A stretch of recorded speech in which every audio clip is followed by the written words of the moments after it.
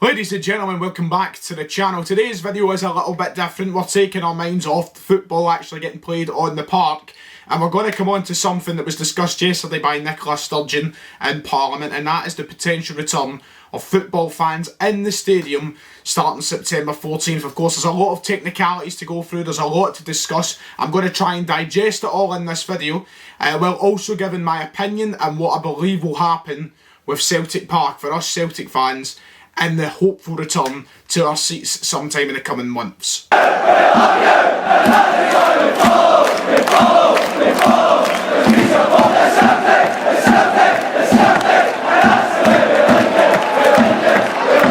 Now, of course, before I go any further, let me just say it from the start of the video, I'm not a scientist, I'm not a healthcare professional, I'm not a politician, I've certainly not got insiders in Nicola Sturgeon's house who know exactly what's going to happen. This is all coming from me, from what I have heard from the media, what has been said by Nicola Sturgeon, and my honest opinion of what is going to happen moving forward with my football club and our stadium, Celtic Park. Now, this will still probably work similarly for those who are Rangers fans at Ibrox, because it's two completely different entities when it comes to Celtic Park and Ibrox and the return of football fans. We're looking at one club who have a 60,000 seater stadium with 50,000 season ticket holders, the other with a 50,000 seater stadium with about 40,000 season ticket holders, something around that anyway, and the rest of the country a significant drop from there. So it's a very different situation us as Celtic and Rangers fans find ourselves in our return to football stadiums, as say the likes of Hamilton Academical, Motherwell, who have been practising social distancing for years. I couldn't help but say it. That joke's been said thousands of times and I couldn't help but saying it. I hate myself. But I'm going to go through everything that's been said by Nicola Sturgeon herself, the Scottish Government, and then give my kind of take on Celtic. So where are we going to start? I guess we go with the facts, what we actually know, before I give my nonsense that might mean absolutely nothing. So Nicola Sturgeon came out yesterday and said that starting in phase 4, she is going to try and get crowds back at the football. Not just football, but live events as well, such as, your music gigs and, other sports and etc, etc. Of course, on this channel, we're going to be focusing more on football. That is the whole point of my channel. She came out yesterday, said from September 14th she's going to try and get fans back in at restricted numbers with strict social distancing policies. So that's quite interesting, because we've been speculating for a while, ever since this has all kicked off, how fans would return into the venues, how they would get back in the stadiums. Is it going to be a sort of, one seat apart thing? Someone sits there, then there's an empty seat, someone sits there, then there's an empty seat. Is that how it's going to work? Or are fans going to be spread around the stadium in different areas? There's really no concrete evidence of how it is actually going to work. All we know now is it will be restricted numbers starting September 14th if the country continues to move at the rate it's going in right now with COVID cases. Of course, we might see a spike close to September time, which could reset the whole thing. You don't know what way the world's going to go. This is all in ambitious minds. This is, wishful thinking that we will continue moving at a rate that is going to allow this to happen. We don't know if that will happen. But there's been a rumour going around that it's going to be about 5,000 people. Now, I don't know if you've seen photos from down south in England. There has been music events going on across the country in England, and they've got this new, it's kind of eerie, to be honest, new setup where, instead of a big, mosh of people standing on the floor below the stage, it's kind of like barricades are up and everybody has their own little private area, their own kind of segregation, where you're allowed to say 3 or 4 people in max. And that's instead of, thousands of people just standing in one massive square. There's seats and everything. You set up how you like, you stand there as long as you don't leave your area unless you need to for the toilet or etc. I don't know if that's how it's going to work up here for music, but for football, how will it actually work? Now, there's so many different questions that we have to come to, and especially when I'm talking about Celtic and Celtic Park, we will come on to that, but it's going to be such a hard thing to control. Football is nothing like, these events. People are very different when they go to football, especially up here. All it takes is one, I want to try and refrain from the bad language, one nutcase, and that's, the whole thing knackered. A lot of people don't listen. Football crowds can be very difficult to control. Now, of course, that's not really the case when you go to Hamilton. There's about 10 people there, but, especially up at Celtic Park and that, it's not easy to control a crowd, especially in a big game. If you're looking at a Celtic Rangers game, you're not controlling that crowd with ease. I'd like to think the vast majority of people will kind of follow the guidelines, follow the rules, but you've just got to be realistic about it all. You know, I don't care. I'll go to football, I'll watch it, I'll do what I do. But, you know, it's just hard to control a crowd. You know, you need to employ so many people to do that. The social distancing says to me that we will see it, like, you know, let's have a look at somewhere like Fir Park. An average crowd is about 5,000 people.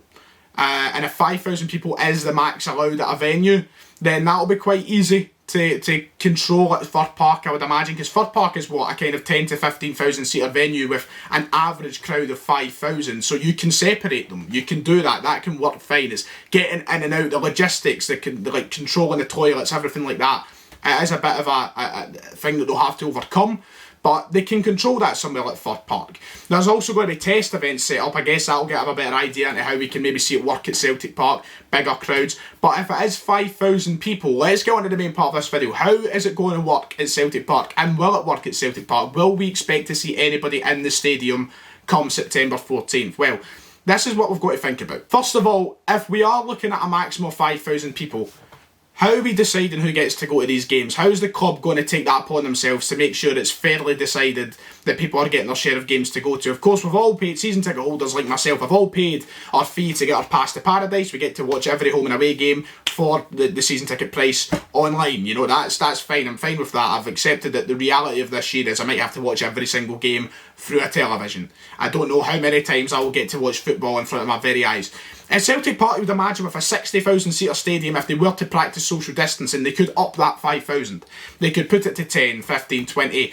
You know, some people would maybe even go as far to say 30,000 people, because, you know, if you're sitting a seat apart, you can do that. And then you have a rotation. If it was as much as 30,000, you have a rotation of 1 week half the season ticket holders go, the next week the other half of season ticket holders goes. That would be an ideal situation, but there is no chance 30,000 people are going to be allowed in that stadium. And if it is 5,000 people max, I don't see a way that satisfies every Celtic fan that 5,000 people get to go. Of course, you can go across the next few match days and go 5,000 this week, 5,000 next week, 5,000, and that might please some people, but there is no chance that Celtic are going to go with that system without a fucking bombardment of complaints. It's just not going to happen. You know what our fans are like. You know, complain at the tiniest wee thing. And personally, I don't mind. I will sit here and I'll watch the games in the Pass to Paradise until we are all allowed back in that stadium. I'll happily do that because I've accepted that reality. I've accepted that 2020 not going to be in Celtic Park once. I feel like that's a given. But there is no way that 5,000 people are getting let in without a sea of complaints being given to Celtic about who's getting to go and who's not, because you get that entitlement from fans like, oh, he's only been going to the games for 3 years, I've been going for 10 years, how's he getting to go? It's not like the club are going to get to pick the people who've been going the longest, and probably that is the fairest way to go, yes, and I understand people have been going to Celtic Park. Say you've had a season ticket 20, 25 years or something, yes, you should be definitely be able to go first, but the club aren't going to look at it like that. The club are going to have to do some sort of ballot like they do when you have a cup final at Hampden, and it's just going to set up a whole, you know, disaster. People are just going to be unhappy constantly. Every week there's going to be a complaint, where's my game, when am I getting to go, when am I going? And, you know, Twitter's just going to be a mad place altogether. The club will have to deal with it all. People will probably want money of some form, or like give back their season ticket. It's just a disaster waiting to happen. How are the toilets going to work if there's more than 5,000 people in that stadium? You're going to have to employ staff to make sure people are going in, you know, 1, 2 at a time, sanitising themselves, cleaning up, etc. They've got to employ a whole host of staff to make sure this is done, because you know this isn't even coming from me. I'm not sitting here saying I want to be a freak about it and make sure everything's clean and none of us are going to get COVID, but the way Nicola Sturgeon has went about this over the last 6 months, there is absolutely no chance that she's going to accept one mistake. You've seen it with Ballingolly in Aberdeen. When that happened, we were told, no, you're not playing football, not by the SFA or the SPFL, by Nicola Sturgeon. Like Celtic, Aberdeen, you're not playing football. That was the message clearly given, and she warned Scottish football in general. So there's no chance she's going to sit back and let things be taken for granted and mistakes being made. Celtic are going to have to employ people to be at every toilet to make sure half time it isn't packed with 50 people going in for their Lambert and Butler. You know, there's going to be a complete overhaul of how the system works. It's either that or you shut the toilets altogether, and that's just not plausible. You can't do that. It's things like this fans are forgetting. You've got to control all of this as well. And interesting conversation I had with my barber this morning, in fact. What happens if somebody goes into this steaming, you know, goes in and just says, no, you know, they've got COVID, I'm not wearing a mask, I'm not sanitising, I'm not doing that next thing, spreads it to one person. everybody in that section of the stadium gets it, and then that's the whole thing knackered. You know, there's so many. Of course the phone goes off. There's so many little things that us as fans forget about. We're just all concentrating on when we think we should be allowed back in and all about these. Think about sanitisation, you know, all these systems and all these different checkpoints to go and make sure you're clean, and perhaps giving out masks and the extra staff to control fans, make sure they're sitting in the right places and get in safe and get out safe. Make sure we're not causing, you know, kind of block-ups and tight areas of traffic and such. The money altogether for that, especially around the other teams, but for Celtic as well, you know, Pirlo's not going to sit there and go, I want to spend all that money for 5,000 people to be in the stadium. I think we're going to have a big shock to the system when things are revealed in the next few weeks about what's going to happen. And if it is only 5,000 people at Celtic, I can't wait to see the backlash as well. But all these different things, you know, it's madness. You just forget about them. They're just in the back of the mind. All we can think about is how many people are safe to go in that stadium without thinking about the logistics and the money and the finance, everything behind it. There's so many things. James Forrest came out and commented on the situation yesterday. He came out and said, you know, the difference that it made, even having that small amount of fans in the stadium in Paris when we played PSG, was massive, and he's very excited at the prospect of fans being in the stadium, and that's great. Of course, the players will want any amount of fans in, and honestly, I do hope we get fans in without a hassle. That is ultimately what I want, and I don't mind. I'll say right now, I'm not volunteering, by the way. Let me go to the game, Celtic, if you're watching. But I'm just, like, I won't sit there and complain if I'm not chosen to be one of the 5, 10, whatever many thousand it is to go to the games. If I need to wait my turn, I'll wait my turn, because I've accepted reality that it is a difficult situation and that I probably won't get to be in a stadium this year. But I would happily sit there behind the television and watch, knowing that the players have got fans behind them in the ground and a bit of atmosphere to play around. And James Forrest summed it up perfectly in what he said yesterday. But I just think that there's, around Celtic and Rangers especially, there's so many different complications that you don't get round the league. 6 of the 12 teams in the Scottish Premiership average a crowd below 6,000. Those 6 clubs, I've got them wrote down here, so give me a moment, is Kilmarnock, Motherwell, St Mirren, St Johnstone, Ross County, Livingston and Hamilton. Those 6 clubs probably have a very realistic chance of allowing all their season ticket holders in the ground while social distancing, if it's 5,000, 6,000 people. Clubs like Aberdeen, Hibernian, Dundee United, you know, those teams that are in the kind of upper part but not Celtic and Rangers, they've probably got a better chance of satisfying fans as well, because they will be able to rotate, and maybe there'll be a leniency allowed to maybe bring the average up a little bit.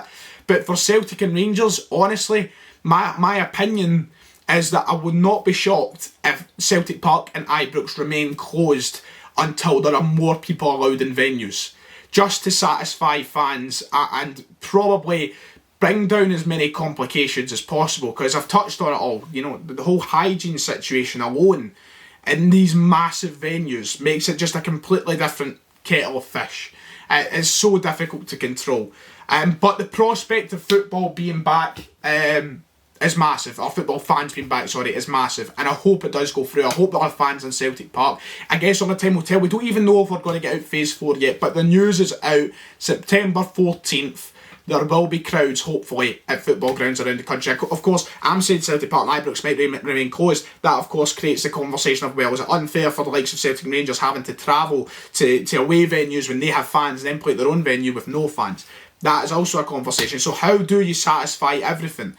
So many, I suppose, have got weeks to figure this out. Of course, if Celtic do have a number of fans allowed in the stadium, of course, this 5,000 is only a rumour that I've heard. I don't know if it's necessarily true.